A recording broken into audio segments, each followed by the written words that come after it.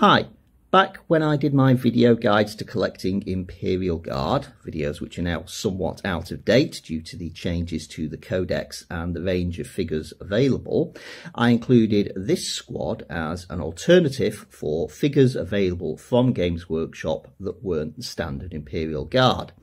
These have been converted from Age of Sigmar handgunners, and since making this single squad, I have put together a few more, not only regular infantry squads, but squads of other types. And in this video, I'm going to take a look at those. I'm going to start by looking at the two additional infantry squads that I've created, and these were put together in exactly the same way as the first, taking Age of Sigmar handgunners and then modifying the handguns they carried using pieces from regular Imperial Guard lasguns. And in this squad I've also added a couple of bayonets on, which came from the bayonet-equipped lasguns. The special weapon in each squad again is a grenade launcher that is using the volley gun arms to mount it on. While in this particular squad I've gone for a missile launcher as the heavy weapon, the missile launcher being probably one of the easiest to mount on the figures themselves. On the other hand, in this second squad here, I have very heavily modified this gunner to put him into a kneeling position so that he can be operating this las cannon using the standard tripod mount. Because of the way the battery is mounted on the side via that cable at a fixed height, I didn't really have the option of producing one mounted higher up like I did with the heavy bolter in the original squad. I have also taken a telescope from Steam Tank Commander to use for the las cannon gunners number 2, and on the sergeant, this pistol arm I believe comes from a set of pistoliers. I have mixed quite a few fantasy parts around, so I'm not 100% sure where every single part comes from anymore, but that allowed me to create a sergeant with a different pose with his converted las pistol to the other two squads. Of course, an army needs leadership, and for that I have this command squad here. Unlike for the regular infantry squads, I have taken the bodies for these figures from the close combat troops available for Age of Sigmar human soldiers. So these are the men who would normally be equipped with either swords or spears or halberds.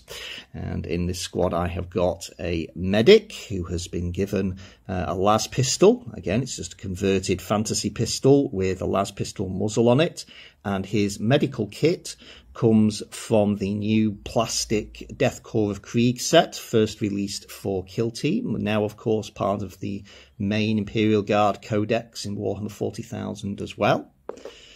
The standard bearer again has a las pistol, fantasy pistol with las pistol muzzle, and the standard is simply a piece of wire with a suitable skull and wreath detail on the top.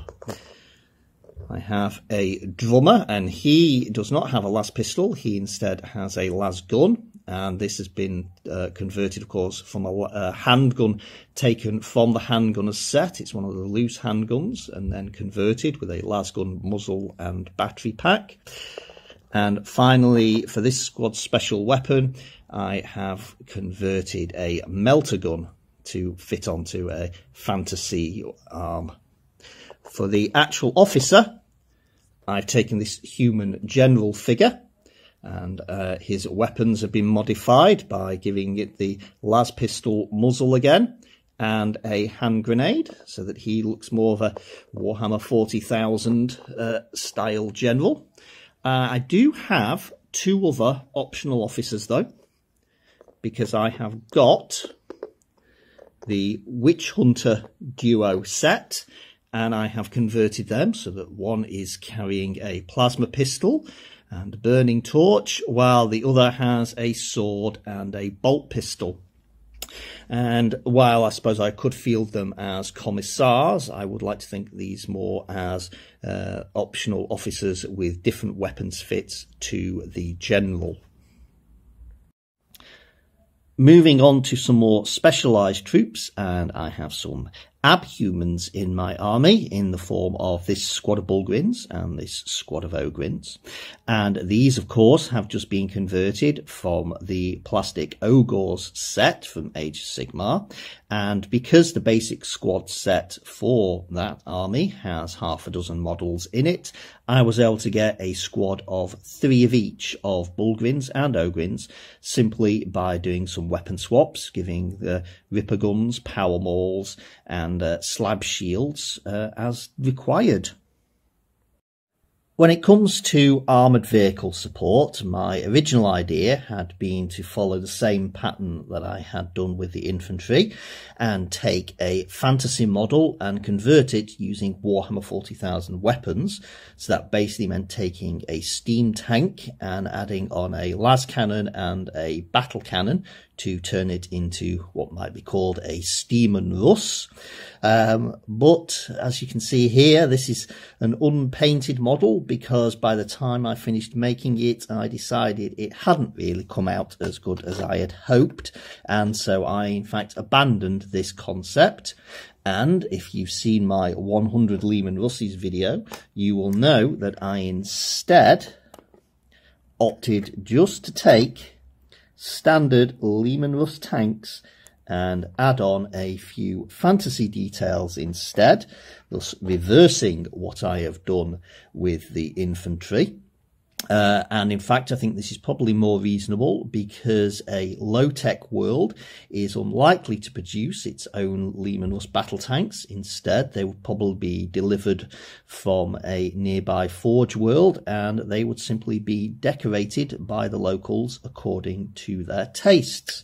So I have added on some shield plates to the back of the sponsons, and these come from steam tank kits. I was able to get a job lot of kits, and then also a few other fantasy tools here and there. And on this tank it's the same. I've used the same shield. If I expand this further, I'd probably use different shields on different squadrons of tanks. And the tools again, a banner on one side. And then, of course, I've used a steam tank commander figure to represent this tank commander, because this one would be the squadron command tank. The new Imperial Guard Codex has some new units in, and these have allowed me to create some more units for my fantasy-inspired army that introduces a little more variety to the models I have available. And the first of these I'm going to look at is in fact a resurrected unit, because Rough Riders were first available during the days of Rogue Trader in the first Imperial Guard army list in White Dwarf 109. And for these I have taken the Pistolier and Outrider kit, and I have simply converted their fantasy guns to Warhammer 40,000 style in exactly the same way as I have done with the other squads. The lances they have been given, though, I've had to scratch build, and they are lengths of 2mm plastic tubing with the spear tips taken from the same kit I used to make the bodies of the command squad members. And the las guns that are mounted on the sides of the horses, these come from the handgunner kit again, and they are the loose handguns provided, and once again I've just modified those with muzzles and power packs from Warhammer 40,000 weapons. The specialist power goad lance, that instead the tip comes from a Skitari box set. It's one of the options for the squad leader. I just had to cut the end off, and well, not quite just the end, I cut a bit of the length of the weapon off as well and filed that down so that it would slide inside the plastic tubing. The second new unit, though, it really is a new unit. It is the field ordnance batteries. And these again are quite a simple conversion, because all I did was take the kits of the Hellstorm rocket battery and Hellblaster volley gun, I believe it is, although don't quote me on that.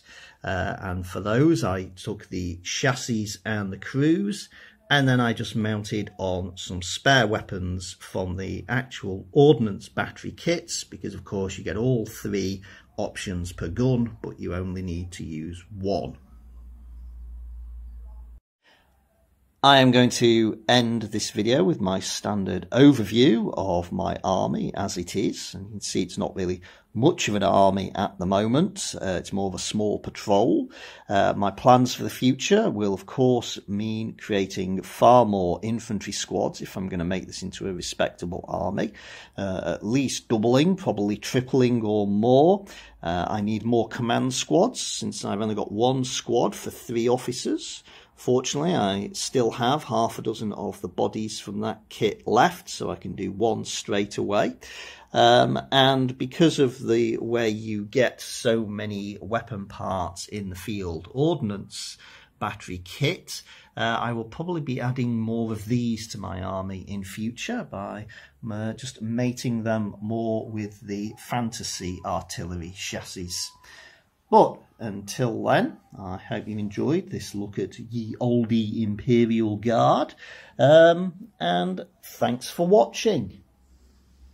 Bye.